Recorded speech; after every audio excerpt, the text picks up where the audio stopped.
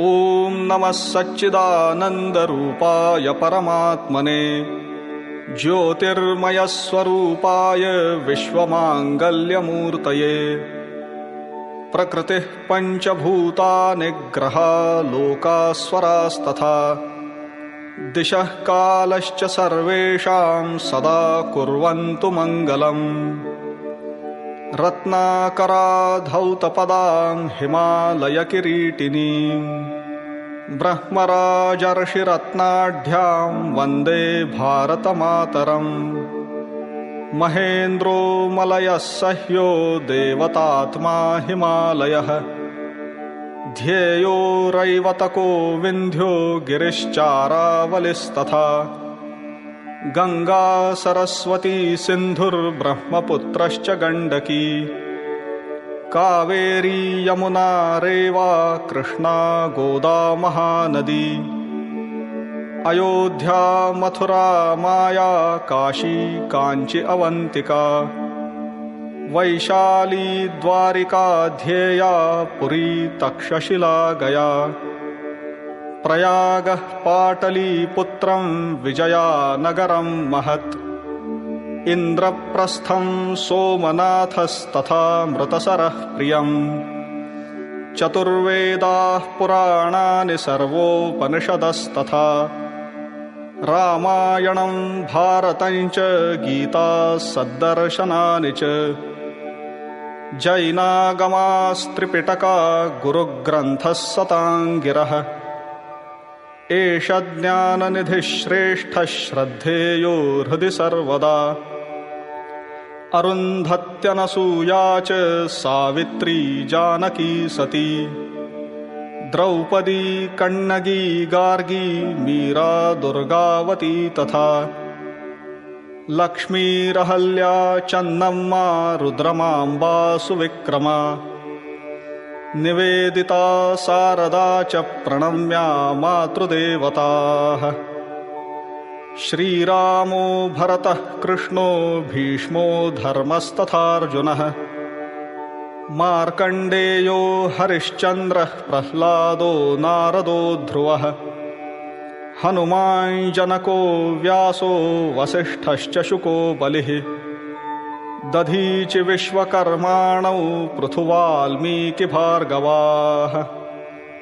भगीरथश्चैकलव्यो मनुर्धन्वन्तरिस्तथा शिबिश्चरन्ति देवश्च पुराणोद्गीतकीर्तयः बुद्धाजिनेन्द्रा गोरक्षः पाणिनिश्च पतञ्जलिः शङ्करो मध्वनिम्बार्कौ श्रीरामानुजवल्लभौ झूले लालोऽथ चैतन्यस्तिरुवल्लुवरस्तथा नायन्मारालवाराश्च कम्बश्च बसवेश्वरः देवलो रविदासश्च कबीरो गुरुनानकः नरसिस्तुलसीदासो दशमेशो दृढव्रतः श्रीमच्छङ्करदेवश्च बन्धुसायणमाधवौ ज्ञानेश्वरस्तुकारामो रामदासः पुरन्दरः बिरसा सहजानन्दो रामानन्दस्तथा महान् वितरन्तु सदैवैते दैवीं सद्गुणसम्पदम् भरतर्षिः कालिदासः श्रीभोजो जकणस्तथा सूरदासस्त्यागराजो रसखानश्च सत्कविः रविवर्मा भातखण्डे भाग्यचन्द्रः स भूपतिः कलावन्तश्च विख्याता स्मरणीया निरन्तरम् अगस्त्यः कम्बुकौण्डिन्यौ राजेन्द्रश्चोलवंशजः अशोकः पुष्यमित्रश्च खारवेलः सुनीतिमान् चाणक्यचन्द्रगुप्तौ च विक्रमः शालिवाहनः समुद्रगुप्तः श्रीहर्षः शैलेन्द्रो बप्परावलः लाचिद्भास्करवर्मा च यशोधर्मा च हूणजित्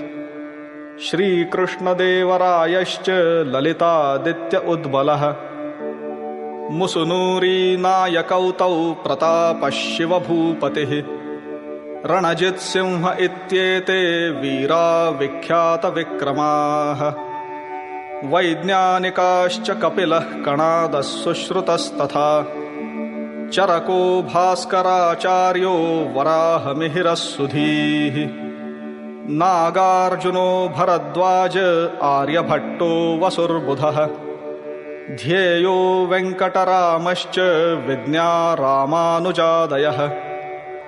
रामकृष्णो दयानन्दो रवीन्द्रो राममोहनः